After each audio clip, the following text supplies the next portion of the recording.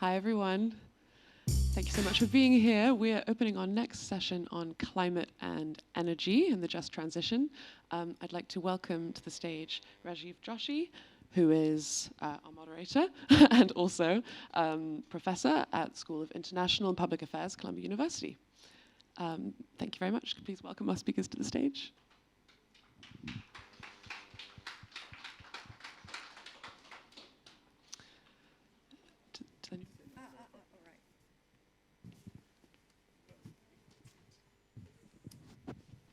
Thank you. If everyone wants to come forward, please, let's sit together. And we want to try to make this a little interactive so we can have a bit of a conversation. Please come.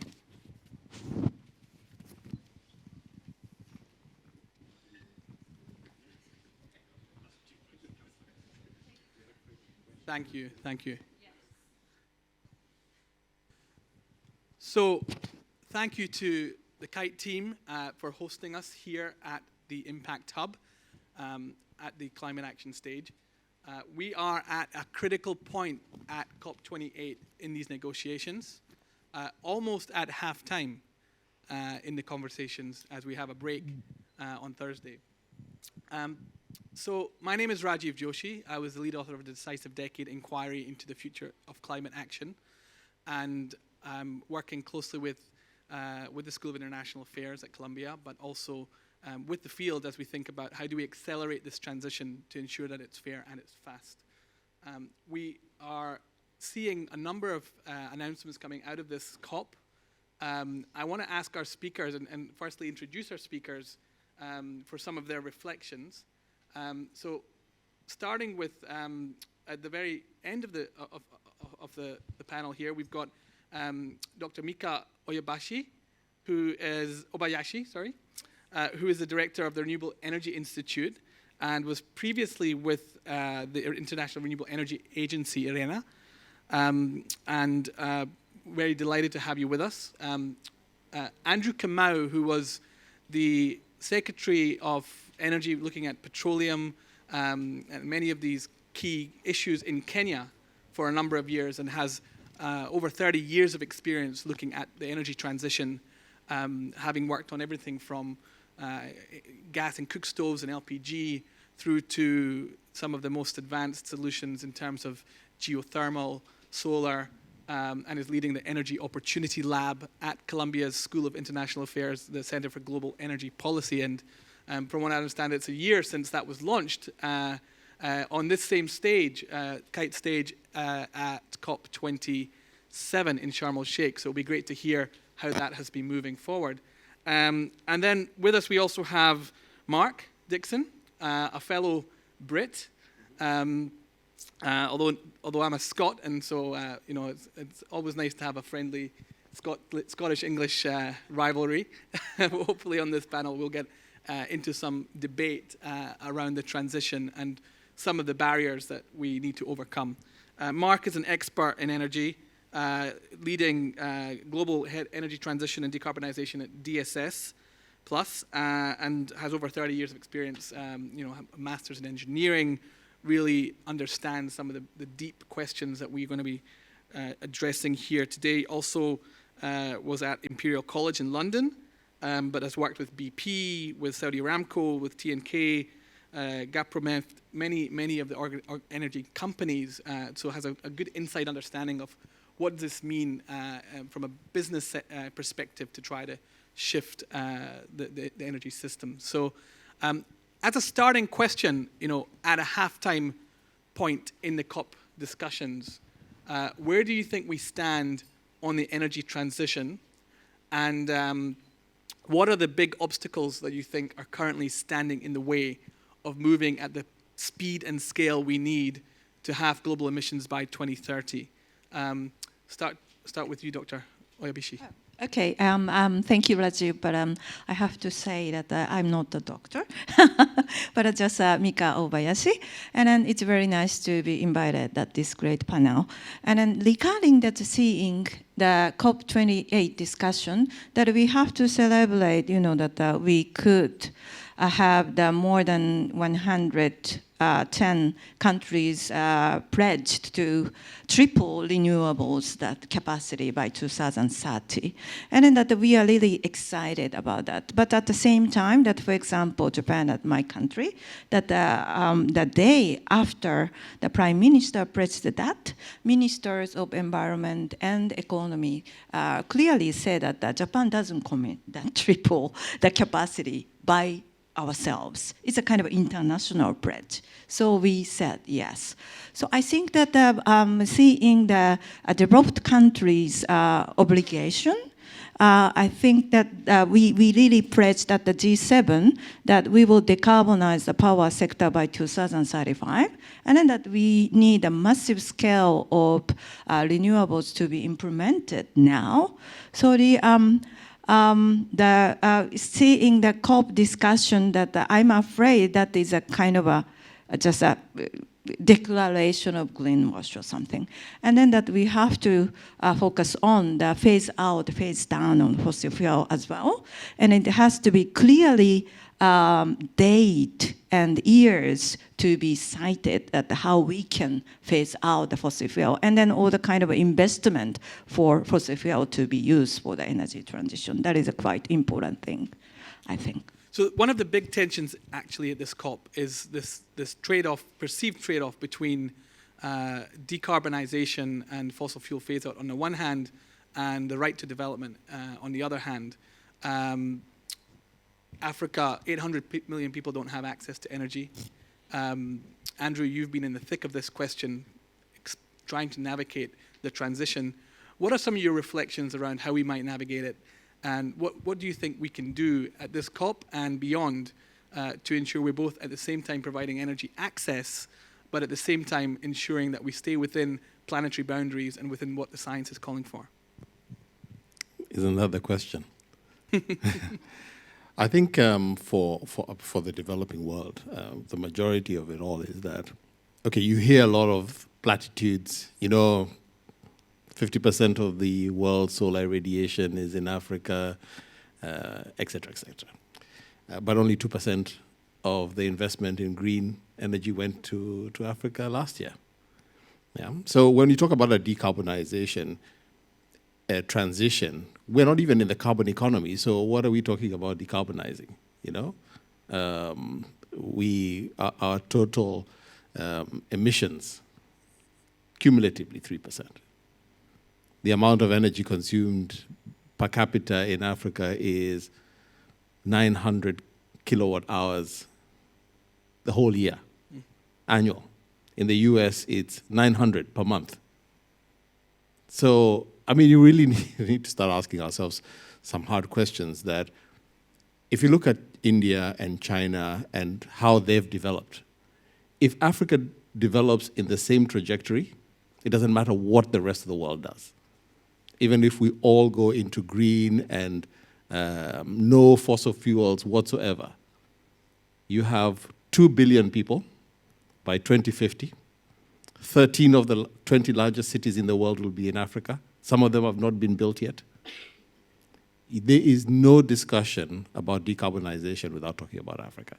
So somehow along the line, people have to think about, okay, what is the risk? There was a question that was asked in the last panel about financing.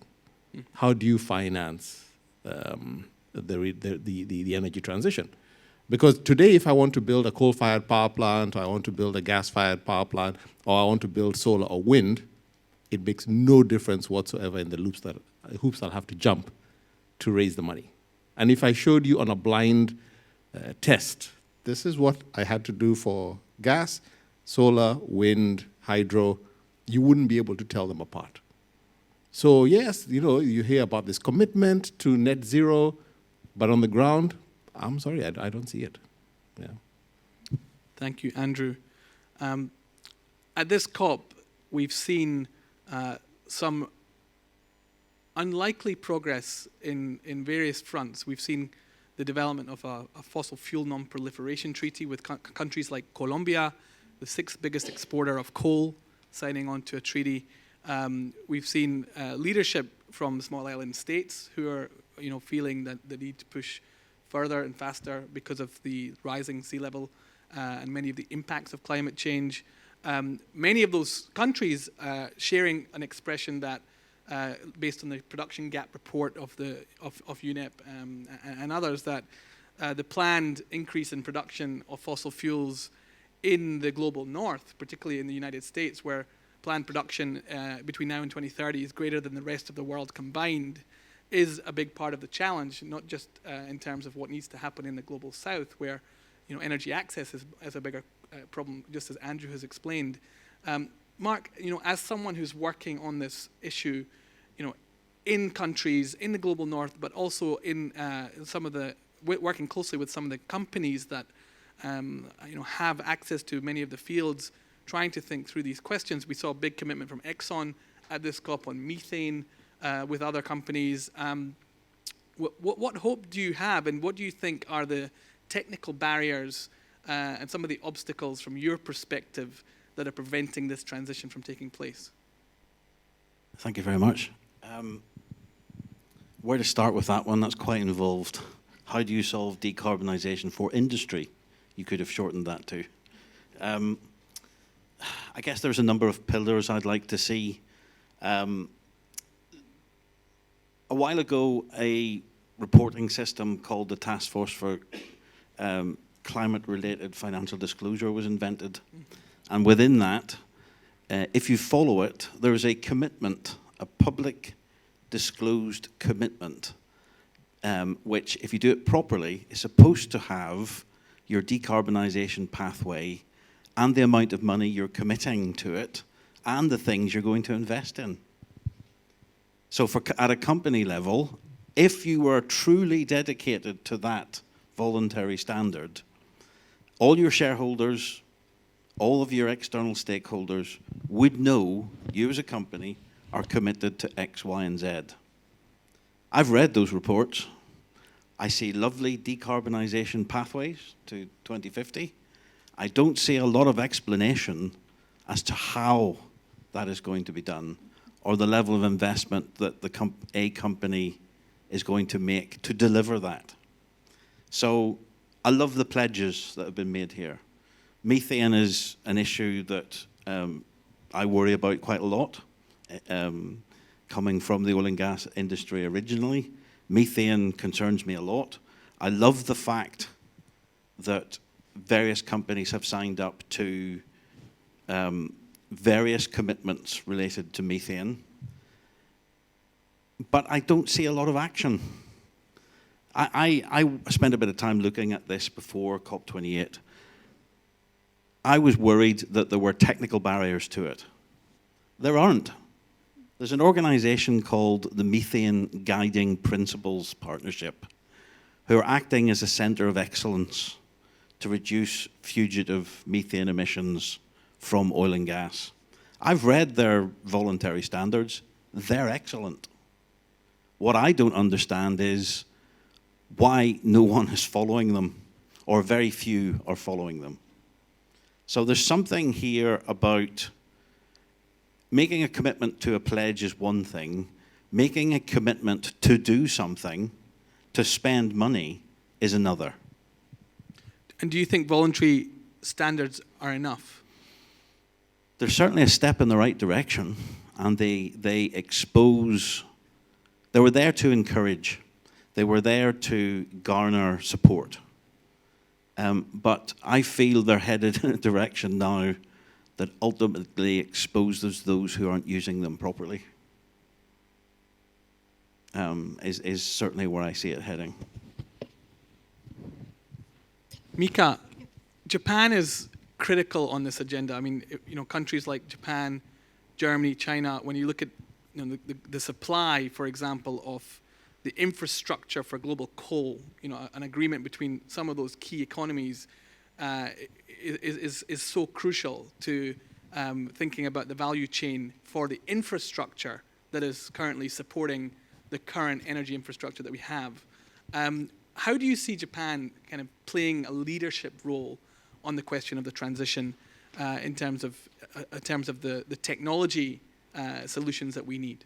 Thank you very much. I think that Japan is taking the role of the leadership to going backwards. because the Japanese energy policy is focusing on 3 pillars. One is renewables, of course, and then nuclear and fossil fuel. So currently, the Japanese government agenda is the ammonia co-firing to be used to decarbonize the power sector. But at the same time, that hydrogen ammonia, you have to make something else because it's not the energy itself, it's energy products. And then currently at the kind of a table that we see that we don't have such technology yet in Japan because Japan's renewable energy portion is still 20% or something like that. If we could have more than 50-60% of renewables in the power mix, then we could have the green hydrogen, and then maybe to be used as an energy transition or industry transition. But currently, government is thinking about that we use the gray hydrogen because at CCS technology we are betting, but at the same time it's not the mature technology yet. So the hydrogen we get is, gray, not even blue. And then at the same time that we emit about 1 billion tons of CO2 annually. And then some studies said that we have to, if we use the CCS to decarbonize the economy, we have to export 2/3 of that 1 billion tons of CO2 to Southeast Asia. I think it's totally ethically wrong, and then we cannot accept that. That is a Japanese government policy to see the whole Asian region as a one economy, and then started to say that Europe has a different pathway. But we Asians still have to rely on fossil fuel usage. But if we see the huge potential and then vast kind of a possibility of Southeast Asian countries regarding the renewable energy introduction, then the government has to invest the renewables in those countries. But still, the government fund is going for the fossil fuel usage. So I think that in Japan, that as well, that we have the huge amount of potential of renewables, PVs, and then also offshore wind, we have the huge amount of. So the investing in those technology together with investing that Asian countries, that will, that we could have that kind of sustainable future. So that is my compliment So to the just staying on the topic government. of solutions. Yep. Andrew, you've seen such a vast array of solutions, and I've heard you talk at length about some of the solutions that you've seen on the ground. Feel free to pick up on other points, but also maybe bring some of those solutions into the conversation. Yeah, I mean, I really like this methane discussion because, yes, there's the oil and gas decarbonization charter that was signed a couple of days ago on methane emissions, non-emergency flaring, which I find quite interesting in that you're burning money because methane is money. Natural gas is money. You're flaring it. But the funny thing is it happens in South America, Gulf of Guinea, places where generally oil companies can get away with it. I say it's the truth. You're not going to do it in the North Sea. So, yet we can't continue to look. You see, methane is not only there for energy. There are other things. For example, due to the war in Russia-Ukraine, where Africa gets most of its nitrogen-based fertilizers, we've seen prices escalate and then come down. So already Africa uses 10% of the world's average of nitrogen-based fertilizer, which is supposed to be about 150 kilos per hectare. Africa, I think, last year used 16. Now, when you exacerbate that with reduced exports of grain from Ukraine, you're creating a whole other issue. Forget about the energy side of it. Just human energy, food. So when you talk about a just transition, you're repurposing what you would use for natural gas into fertilizer. And like Mika said, so you are then producing ammonia, carbon dioxide, which you can sequester into the ground, especially in the Gulf of Guinea. There's a lot of saline aquifers, which can be sequestered. So you can either go into create a hydrogen hub of the future, because you've got the renewables. Once you finish with the natural gas, you already have a hydrogen hub that's coming from natural gas. But you're also creating opportunities for jobs, for food production, reduction of cost of living, for something that was basically free because you're burning it, you're using it. So these are the kind of solutions that we need to think about. How are we going to transition? Because it is a transition. We need to create those new ammonia, hydrogen, solar jobs that are going to come. Staying on this topic for a second, I mean, this appears to be the COP where, from what we're hearing, food is actually being acknowledged as one of the most critical parts of what we need to transition. And the nexus between food, energy, and climate is such a critical one. We have now, I think, over 130 countries have signed this pledge, the declaration, but that requires an embedding of food transition plans within the nationally determined contributions of countries, which will require some real rolling up the sleeves. But how to do that in a way that, with a world heading toward 10 billion people, where we need to increase food production and decouple that food production from any increase in emissions, which currently food is 40% almost of global emissions. How do we do that? We're thinking about, sustainable aviation fuel. Mark, you as someone who's been working in the energy field for quite some time, what solutions do you see that allow us to continue to feed the world, but without, blowing our climate goals out of the window? Good question. Fantastic question. Where to start with that one? For me, I've got slightly different views when it comes to hydrogen and ammonia and versus electrification. I'm an electrification fan, simply because it would appear to be the most efficient use and provide the greatest flexibility in an energy system at the lowest cost. Hydrogen, if it is used for energy purposes, there's no way around it, will be expensive. You can't change the physics involved in producing hydrogen yet, and as a result, the hydrogen price is going to be excessive. So electrification for me, for industry, is a big issue, right? So, for instance, if you look at metals and mining mines, 50% of the energy use in mines is still done by diesel.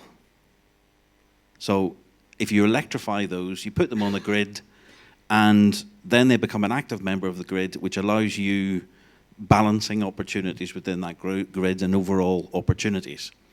So that, for the remaining amount of methane that you have to burn for balancing load, because let's remember, renewables are variable.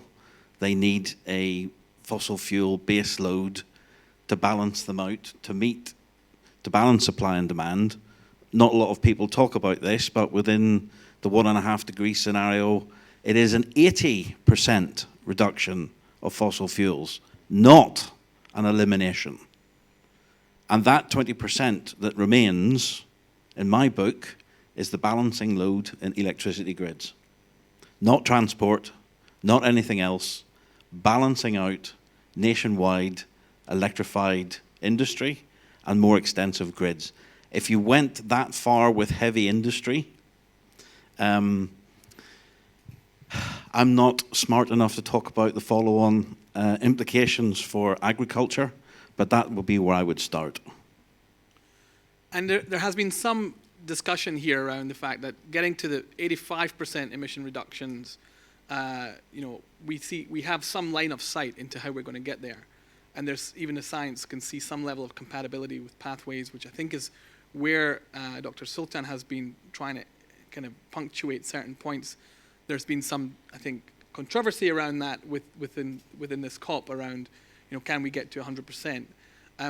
Earlier, just before we entered the discussion here, you mentioned that one of the biggest barriers you see is around cultural acceptance and how do we shift attitudes, beliefs, and behaviors. Do you want to just say a little bit more about that? And then I'd love to just invite one or two just very brief questions from the audience and then invite the panel to just make very brief wrapping up comments. There's so many different perspectives to this one. My central thesis is when you acquire wealth, you wish to protect it. You wish to protect lifestyle, you wish to protect your family, and ultimately you wish to protect the community that you're part of. However, our current systems don't address excess. So when it comes to talking about the energy transition and the fact that maybe we'll all have to consume less, we'll have to adopt energy systems that are more efficient and consume less, I think people perceive that as a threat to their way of life, their existence, their welfare, their income, their community, and adopting a narrative that says, yes, it will be different, and here's how, might be more appropriate than ignoring that particular subject. Because without public acceptance, there's certain things that won't happen. Certain things in energy transition require the taxpayer to pay for. That support isn't going to be there unless that narrative on things will be different and here's how is addressed. I think that's where I stand on the issue. Yes, and it was interesting. I came from India at the G20, where the G20 in India with the Varanasi principles has just agreed on trying to build a life economy. And Pope Francis also, not having been here, I think in his statement expressed the need to move away from a death economy and towards a life economy, and away from an extractive system and towards one that is more regenerative. And yesterday we saw the launch of the Regenerative Landscapes Initiative, where countries are really looking at the question of regenerative systems in agriculture. So perhaps there is some hope around how we move through that, but also there's a process of reconciliation and letting go of the past as we heal from this system that has wounded so many and damaged so many. Some questions from the audience. Does anyone have anything burning in your heart that you would like to provoke the panel just as we wrap up?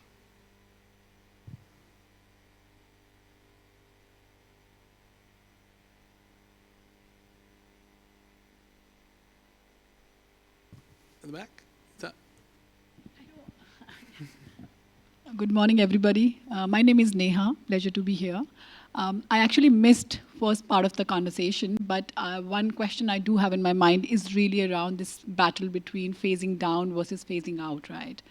This has been a question for so many COPs. Last year, it was changed last minute to phase down rather than phase out. So any reflections from the panel, unless you have already covered it, around what do you think is most likely to happen, and then what kind of a path do we look at here in terms of balancing between the fossil fuels and the new sources of energy which are more green? Thank you. And just, is there any other question? Because they'll let the panelists wrap it into their... One more? Thank you. This is Preeti with Deloitte. The question is probably to Mark. I think your comment around we know what needs to be done, but their how is missing. So what's the first step on the interventions needed to get to that how, and who are the stakeholders that's needed? I mean, obviously the answer could be everybody, multiple stakeholders. For complex problems, how do you start? Anyone else? I'll take one more if we have a hand. Oh, over there. Yep. Good morning, everyone. I also walked in a bit late, but I just wanted to find out, I don't know if this has been discussed already, on the issues concerning carbon finance, the carbon credits issues, especially where Africa is really paying for that, more like we're offsetting for something we're not emitting. So how is that? I think it follows up with her question. How are we going to do that so that we have an eco-transition for both the less emitters and also the main emitters? Thank you. Thank you. So, panelists, we have 10 more minutes in time, so feel free to, give an answer that really comes from your head, your heart, and your hands, as the kite team often say. I have a question. Oh, That have a what he question. said. That you said you need we need a 20% of base load to control the renewable energy fluctuation. But it could be we did so many studies on that we have the 100% of renewable energy system study, and then that we somehow come to the similar consequence. But at the same time, if it is that a hydrogen generation could be generated all the kind of renewable energy basis, then it could be minimized at 15% of hydrogen generation could be integrated, and then the renewable have the backup from the hydrogen. And then for Japanese case that we are talking about the interconnectors between other countries. So the strengthening grid is a kind of a key to balance the renewable energies. That I just would like to know that 20%, what do you think of? You're talking about we still need a 20% of gas-fired power plant? I can see it. For a balancing load, that load needs to be highly dispatchable, meaning when I push a button, I get the power response immediately, within seconds, because the wind stops blowing right now. The cloud comes over, Mm-hmm. so you need that response. Mm-hmm. There aren't many options when it comes to high dispatchability. Yeah. The go-to favorite one is gas turbines. Hydrogen, depending on what type, I have numerous problems with due to for green hydrogen, due to the amount of electricity required to produce it. And if you go back to an old sustainability measure from the 70s, the energy return on energy investment in hydrogen is less than 1. So from an energy and attractiveness perspective, no, I just can't see it. Yeah, and then it's very expensive that if it is still created from fossil fuel. Okay, thanks. So just to also summarize the question, so phase out versus phase down. How are we going to get there? Of course, and how are we going to finance it? Andrew, do you want to come in on any of those? I have to agree with Mark. It's you will have to have fossil fuels at some stage. So it's not phase out, it's phase down. And it's a transition. I keep telling us we are in an energy transition. It's not a revolution. Yeah, because a revolution would mean no fossil fuels at all. I think we use terms that we every day. For example, it's net zero. The meaning is on the can. It's net zero, not zero. It's net zero. So it has to be phase down. And what happens is that there's a lot of discussion around what is a renewable. It's just not wind and solar. You've also got hydro and geothermal, which we have in Kenya. But for some reason, we're not putting a lot of emphasis into those other ones. Like for example, the Congolese have been talking about building this dam, the third dam on the Congo River, since the 80s. Study after study after study after study, still not built. Yeah, and that could phase down a lot of the natural gas usage in West Africa. So, I think what has to happen is that people have to realize that if we don't do something now, the whole thing about a stitch in time saves 9. If we don't do something now, it just gets more and more expensive as we go on. I was somewhere and they were talking about direct air capture, $1,200 per ton. And if you capture it directly from the plant, the cement plant, whatever, it's a lot less. So I think if it was me, no more COPs. We agree, this is what we're going to do, we get on with it. Otherwise, it's a nice holiday to come to Dubai. You know, it's nice. You know, we pick nice destination, maybe Rio de Janeiro one of these days, you know, but it's nice. But ultimately, we are not moving the needle. We really need to. I keep hearing about this GFAN, the Global Financial Alliance on Net Zero. Net Zero, $130 trillion. Maybe we should ask them, you know, they say, okay, fine, guys, we know you're not going to spend $130 trillion. Let's all agree, let's put 1%. Let's agree with the shareholders, we put 1% on risk, at risk, to put into renewables, into energy access, energy for development, and then we see where we are, because plans are plans, and unfortunately life is what happens while you're making plans. And you're leading a lab, an energy opportunity lab at Columbia. Yes.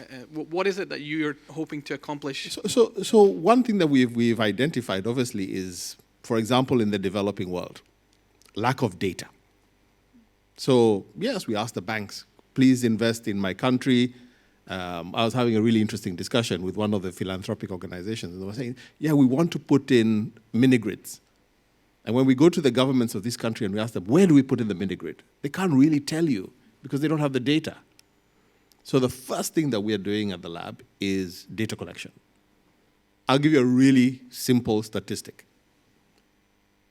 There are 120 gigawatts of standby diesel generation in Africa.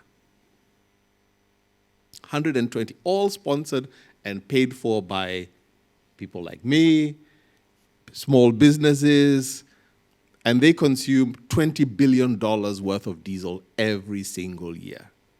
If you knew where every single one of those were and you converted them to solar and battery, you save the continent $20 billion. You also save emissions. You save on cost of food. So simple things like this. We don't have to think big ideas of, you know, there are very many simple solutions that do move the needles and are measurable. So equity in the transition and health are also critical points. How do we do this in a fair and equitable way, but also how do we do it at the pace required? Before we get to that, I really want to answer that question. Go for it. Right, so these are my own opinions, by the way. Where to start? To my mind, my history, I joined the oil industry 30 years ago, largely because I felt it was a place of innovation, right? Since then, I've become a convert, right? And I realize that the damage that's happening through fossil fuel-based CO2 emissions. One of the things that industry did exceptionally well 30 years ago was innovation. You didn't have to wait for government policy to come up with a tool, a service, or an idea, and you could commercialize it within a month if you build it. My career started in Aberdeen, in Scotland, and I grew up with nothing but entrepreneurs who made their millions doing exactly that. I don't see that culture just yet in the energy transition, and I think there are a number of factors to do with that. Capital is a resource, and capital these days is a lot more concentrated with fewer people, right? So one of the conversations I would like to have is an innovation-based energy transition discussion with policymakers. So those guys who have got cash and are willing to take a risk, what's the minimum amount they need from policy to commit the capital? I'll give you an example, Germany. Germany, 3 or 4 years ago, realized it had an enormous geothermal potential. I mean, it's been blessed with geothermal reservoirs. They did 2 things. They put the data together for all the basins. They made it readily available to anyone at a very low cost. They put in place policy that incentivized under a fiscal regime for anybody that wanted to come along and drill wells. They also fixed the planning process. The planning process does not take 3 to 4 years. There's a standard methodology, standard documents that you submit to the relevant authority, and you can get them approved reasonably quickly. This has given real boost to the geothermal entrepreneurs, let's call them, because the way I see those guys, they're still quite small, the guys that play in that space, but they're at that stage where they're committing the capital, taking the risk. And there was an example a month ago of a geothermal well that came on at twice the thermal potential that it was planned at, all because the company taking the risk were highly entrepreneurial based. And the regime, the minimum tweaks to the regime happened to enable them to do it. They didn't wait for a root and branch wind policy with all of the financial terms and incentives to be put in place. The Germans simply said, we're making these tweaks, is that enough? The entrepreneurs went, let's give it a go. It seems to be interesting, seems that we could make money here, and they are starting to. I'd love to see more of that, to answer your question. So if each of you were to rate between 1 and 10 how this COP is delivering on the energy transition, what number would you give me, Mika? Number or what? Between Like, 1 and 10, 1 and 10 being if we great. if we still sticking on the discussion of phasing down of fossil fuel, it will be just a kind of a -1, -2, or something like that. Great, I have to say. There is I have to say that at least at the power sector, it has to be decarbonize. And then that maybe that there is some very difficult part of the heavy industry and the heat sector that we still need some part of the, very expensive hydrogen or something like that. But we have to phase out the fossil fuel use. What number would you give me, Andrew? Maybe I give it a 6. 6? Methane? Yeah, methane, and also that for once, everyone is in the room. I think the difference between this one and past is that, the people who have created a lot of the problem, which is the oil industry, were never allowed into the room. But now they're in the room, and they need to also be part of the solution. What number would you give it, Mark? I'd reframe it a little bit. No, you don't have a choice. No, I'll give you a number, but there's a story to get to the number. We don't have time. So I'd say COP28 is like high school. The people attending get report cards. And like my high school French teacher used to say, could try harder. Well, from a Scotsman to an Irishman, I think, COP26 delivered on many fronts. COP27 with the Sharm el-Sheikh adaptation agenda also delivered on some fronts. The world is watching here in Dubai, watching with hope and optimism, but also with fear that perhaps it won't move as fast as it needs to. We've heard some great stories from our panel. I'm very thankful to Mika, to Andrew, to Mark, understanding what are the solutions that we need to accelerate, how do we mobilize the finance, how do we do this in a fair and equitable way, given the impacts on health, on livelihoods, and the need for a just transition. We need all of you to help to accelerate this. Thank you to Kite for putting this panel together. Thank you to the partners of the Impact Hub. This conversation will continue at future COPs, and we thank you for listening. For those online who are streaming, privileged to be here. I'm Rajiv Joshi, CEO of Bridging Ventures. It was a pleasure to moderate the panel, and let's continue the conversation outside. Thank you. Thank you very much.